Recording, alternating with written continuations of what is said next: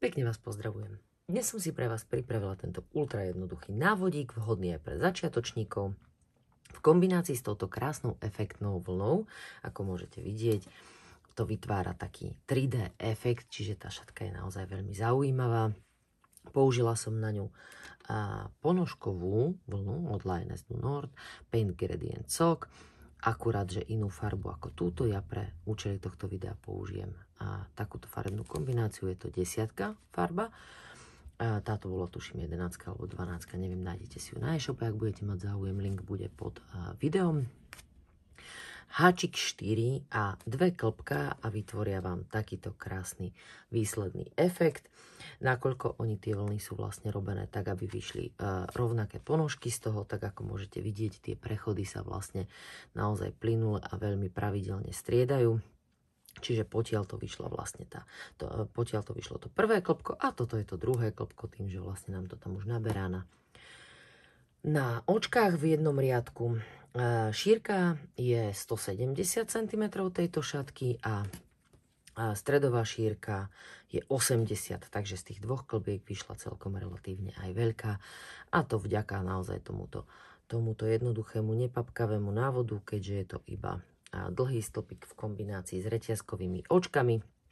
Naozaj vhodné aj pre začiatočníkov. Veľmi jednoduché, vhodné na takéto relaxové háčkovanie, keď nepotrebujete počítať nejakým alebo teda vnímať nejaký vzor, takže toto je naozaj fajn. Každopádne na tom ukáže samozrejme dobre aj akýkoľvek iný materiál, ktorý použijete, ale chcela som vytvoriť vlastne takýto zaujímavý efekt z týchto ponožkových vlniek a ukázať, že sú vhodné aj na niečo iné ako na ponožky. Tak si to poďme ukázať, je to naozaj veľmi, veľmi jednoduché. Tak keď máme všetko pripravené, vhodný materiál, aj háčik, na túto Paint Gradient Sock ja som použila štvorkový háčik. Každopádne vy si to uspôsobte použitému materiálu. Klpká som odvíjala zvonka, ako môžete vidieť, vlastne oni sú z tej vonkajšej strany vlastne navíjane, takže tu je tá tmavá časť toho klpka a potom sa vlastne zosvetľuje až po tú úplne svetlú linku, ktorá nám spraví tento efekt prechodu tuto. Takže zvonka otáčame klpko a poďme na to.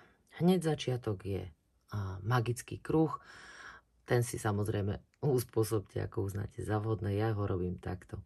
Dvakrát nahodím si 1, 2 a zadnú nitku predprednú a zadnú predprednú stiahnem a mám magický kruh. Ak máte iný spôsob, kľudne ho použite.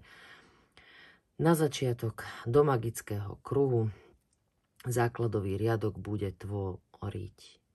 budú tvoriť tak, aby sme boli presní, a jedno reťazkové očko a ďalších 5, čiže 2, 3, 4, 5, do toho kruhu stále 3 dlhé stĺpiky, 1, 2, 3. Vidíte, aj táto má také nádherné zelenkasté odtiene. Veľmi pekné sú všetky farebné kombinácie. 3 reťazkové očka.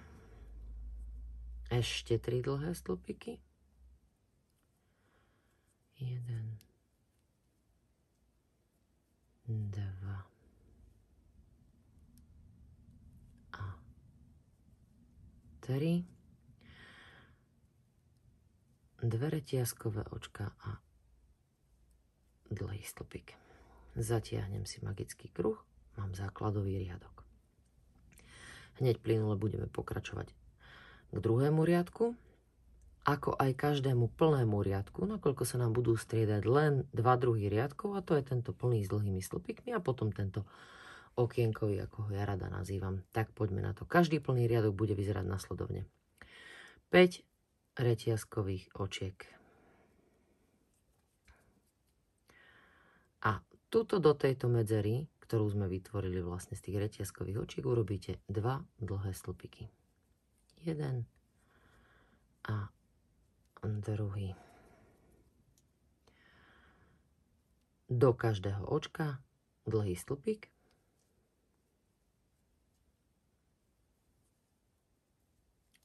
samozrejme v tom plnom riadku. A stredové rozširovanie bude v každom jednom, bez výnimky, či plný, či okienkový, následovné. 2 dlhé stĺpiky.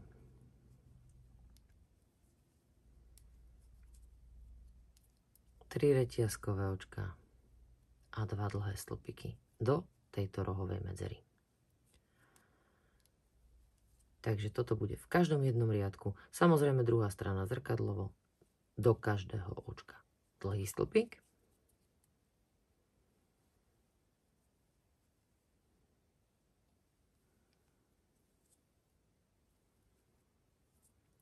A do tejto medzierky tu vytvorenej, opäť z tých reťazkových očiek z predchádzajúceho riadku, urobíme 2 dlhé stĺpiky pre vonkajšie rozširovanie,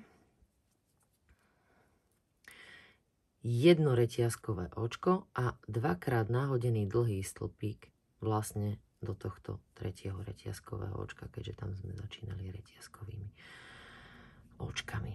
Takže takto bude vyzerať každý jeden plný riadok. Takže Light Breeze trianglová verzia alebo trojuholníková verzia, ako je vlastne táto šatka, nakoľko pôvodný vzor je z asymetrickej. Viete si ho nájsť medzi ostatnými návodmi, či v skupine na Facebooku, alebo na Ravelli je k dispozícii na stiahnutie zdarma. Tak bude vlastne to striedanie vzorov 5 plných riadkov, okienkový riadok, 2 plné riadky a okienkový riadok. A vlastne táto sekcia sa nám stále strieda, čiže úplne jednoduchý vzor. Preto základ tej šatky tvorí vlastne tento samotný plný vzor, kde sa nám trošku vlastne ten začiatok spevní. Takže ešte raz si ukážeme ten riadok. 5 reťazkových očiek, ten plný riadok.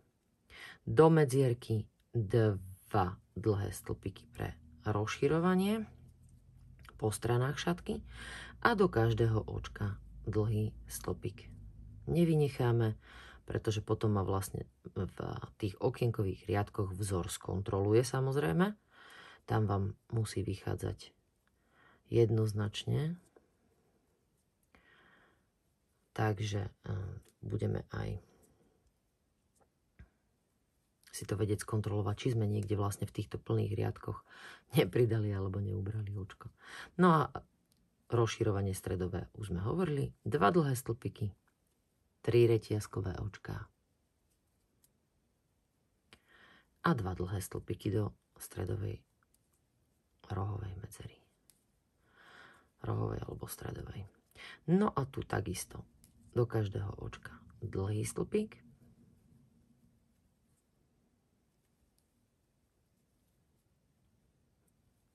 a okrajové rozširovanie, tak ako sme si ukázali v predchádzajúcom riadku. Teraz si to zopakujeme.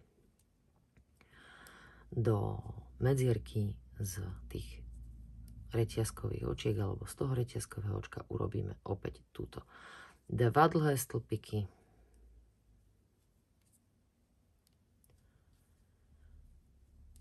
reťazkové očko a 2-krát nahodený dlhý stĺpik do 1, 2 do tretieho reťazkového očka. Hop.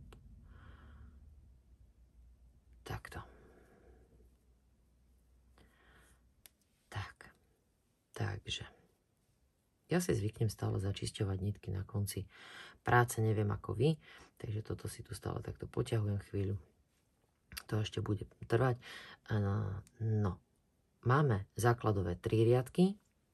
Samozrejme, teraz si videjko pozastavte, pretože potrebujeme ešte pre kompletnosť toho vzoru urobiť 2 plné riadky, ale nakoľko tento plný riadok už poznáte, tak nebudeme to naťahovať na video, bude tým pádom aj kratšie. Ešte 2 plné riadky si urobte a potom pokračujeme. No a keď máme 5 plných riadkov, aj s tým samozrejme základovým 1, 2, 3, 4, 5, tak ideme na okienkový riadok. To sú tie 2 riadky, ktoré som hovorila, že sú celé vlastne jediné, ktoré sú v tomto vzore. Ich striedanie. Tak, poďme na to.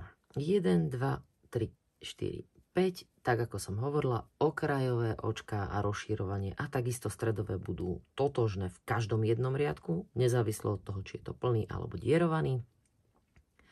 Do medzierky si urobíme samozrejme 2 dlhé stĺpiky. A začneme hneď okienkovať. Reťazkové očko vynechám a do nasledujúceho stĺpika urobím dlhý. Do nasledujúceho očka urobím dlhý stĺpik. Reťazkové očko nahodím si, toto očko vynechám, nad ktoré vlastne robím reťazkové očko a do nasledujúceho urobím dlhý stĺpik. Reťazkové očko nasledujúce vynechám a do toho ďalšieho dlhý stĺpik. Týmto úplne jednoduchým spôsobom pokračujem až po rohovú medzeru, alebo teda roh samotný, alebo teda cíp šatky. A to, čo som vám hovorila, že nás tento vzor okienkový skontroluje, áno, či sme správne robili, preto, lebo tak, ako sme začínali okienkom hneď z kraja, tak vám musí výjsť aj okienko pred samotným rohom, alebo teda stredovým rozširovaním. Tu sa budete vedieť vždy skontrolovať, že či ste nepridali alebo neubrali očko, čo sa môže stať pri tom, keď už človek tak kvázi po slepiačky, po pamäti hačkuje. No a tu vidíte 1, 2, 3 očka, nad toto mám reťazkové očko, čiže toto vynechám, do predposledného urobím dlhý stĺpik a samozrejme nezabudnite na toto reťazkové očko, nad to posledné, a potom už len stredové rozširovanie. 2 dlhé stĺpiky, 3 reťazkové očká a 2 dlhé stĺpiky do stredovej medzery. Rovnakým spôsobom, ako sme ukončovali tuto, čiže riadok vlastne tento, pred stredovým alebo rohovým rozširovaním musíme aj začať. Reťazkové očko, prvé hneď vynechám a do nasledujúceho dlhý stĺpik. Týmto spôsobom sa viete okamžite skontrolovať, že či vám to vyjde, pretože takisto ako tu v tomto riadku na tejto strane vlastne pravej v tomto momente vás to skontroluje pri rohu, či vám to vyšlo, tak tu vlastne pri konci riadku vás to tiež skontroluje. Tak, reťazkové očko vynechám do nasledujúceho dlhý stĺpik. Ja tak familiárne, alebo teda slangovo nazývam tento riadok okienkovým, lebo vlastne nám vytvorí také malé okienka. No a toto je vlastne druhý vzorový riadok. Tieto dva plný a tento okienkový striedame. A ako som hovorila, som skontrolovaná, vynechám do nasledujúceho aj predposledné, urobím dlhý stĺpik, takže som nikde nepridala, nikde neubrala. Samozrejme, pozor, reťazkové očko musí byť nad tým posledným očkom a potom už okrajové rozširovanie. Do medzierky urobíme 2 dlhé stĺpiky, reťazkové očko a 2-krát nahodený stĺpik do raz, 2 do tretieho reťazkového očka. Čiže toto sú tie 2 riadky, ktoré my vlastne opakujeme v tomto vzore. No a teraz už tým, že viete postupnosť, nepotrebujeme ďalej, akože môžeme si ukázať, že vlastne v tomto riadku robíme vlastne tie dlhé stĺpiky, môžeme to ukázať aj hneď. Okolo 3, 4, 5 a 2. Ja ich robím okolo. Ak chcete robiť do očka, prosím, nie je s tým problém. A tu ideme zase plný riadok, čiže do každého očka urobíme dlhý stĺpik, čo znamená, že do dlhého stĺpika dlhý stĺpik klasika. A tu okolo tej reťazky ja robím okolo reťazky. Kto chce robiť do reťazky, môže, nie je s tým problém, je to zdĺhavejšie samozrejme, ale takto je to jednoduchšie, takže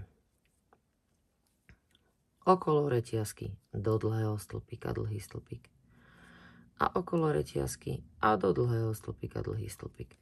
No a týmto spôsobom som vám ukázala všetky 3 varianty, aj keď sú vlastne len 2, len tu je tá zmena vlastne, že okolo tých okienok. A celkový vzor je presne ako som hovorila. 5 plných riadkov, čiže 5 riadkov dlhých stĺpikov, potom nám ide okienkový riadok a potom 2 riadky s dlhými stĺpikmi a okienkový riadok. A túto sekciu 5 riadkov plných, 1 okienkový, 2 plné, 1 okienkový striedame. Vidíte zase 5 riadkov plných, okienkový, 2 okienkové, 2 plné a okienkový. Túto sekciu striedame, nič komplikované to nie je. Naozaj veľmi jednoduchý oddychový vzor, ktorý zvládne aj začiatočník. No a samozrejme ukončenie je v tomto prípade, pri tomto materiáli, ktorý som použila ja, úplne jednoduché, pretože končíte plným riadkom a tuto aj vyšlo.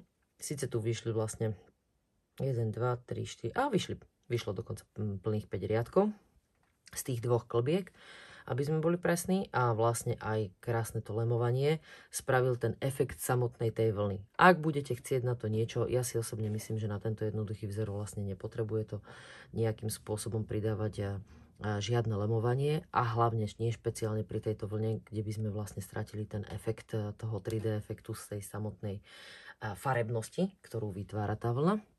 Ale samozrejme, kľudne si môžete tam dorobiť nejaký vzor okrajový, ak budete si prijať alebo želať, alebo prípadne strapce, ako uznáte za vhodné. Každopádne z tejto ponožkovej vám to odporúčam nechať takto, lebo je naozaj tá šatka nádherná. No a potom už len oprať, začistiť nitky, oprať a nosiť.